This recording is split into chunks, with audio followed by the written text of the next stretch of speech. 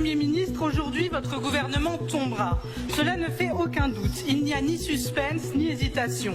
Dans quelques heures, vous présenterez au président de la République votre démission, sans que cela ne soulève ni tristesse ni regret.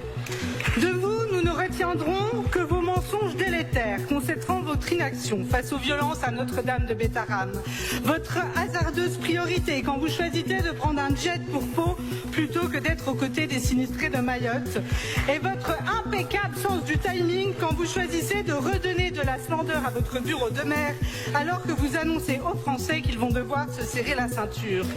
Votre départ est un soulagement. Il serait presque une satisfaction s'il n'était pas accompagné de l'incertitude de la suite.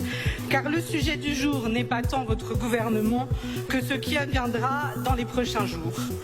La logique voudrait qu'après la fin précoce du gouvernement Attal, la censure de Michel Barnier et l'échec de votre gouvernement, enfin, les choses changent.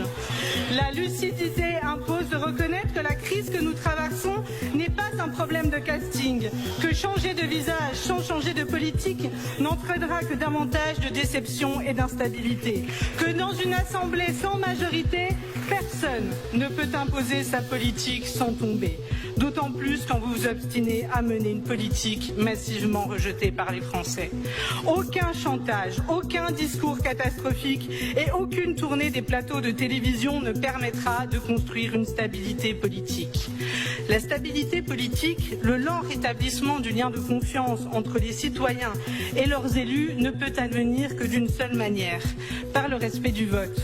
Le choix de près de 33 millions de Français nous oblige, car l'histoire retiendra que face à la grenade dégoupillée d'Emmanuel Macron, face à son mépris, à sa brutalité, à son abus du pouvoir, le peuple français s'est levé.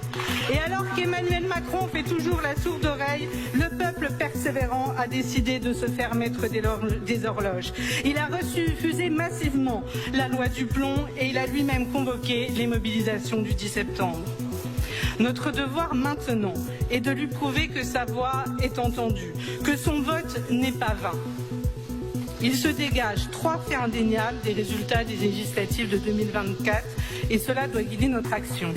La première, c'est le rejet du Rassemblement national lorsque les Français leur ont bloqué l'accès à Matignon. La deuxième, c'est le refus de la politique d'Emmanuel Macron puisque 2/3 des Français se sont exprimés pour un changement radical de politique. Et la troisième, c'est une assemblée plurielle où aucune force ne dispose d'une majorité. Le premier impératif, donc, est de respecter le barrage républicain.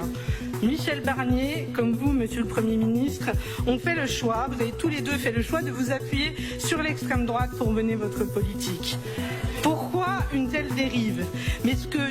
Parce que vous deux avez décidé de vous allier avec le parti de Bruno Retailleau, qui veut restreindre les droits des journalistes, qui souhaite arrêter le soutien aux énergies renouvelables, qui demande l'exclusion des femmes voilées des compétitions sportives et qui, comme le clan Le Pen, pense qu'il existe des Français de papier.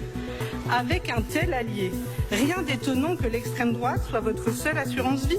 Le Rassemblement national a d'ailleurs voté 90% des textes présentés par votre gouvernement. Et dans 50% des cas, il vote avec les groupes de la majorité présidentielle.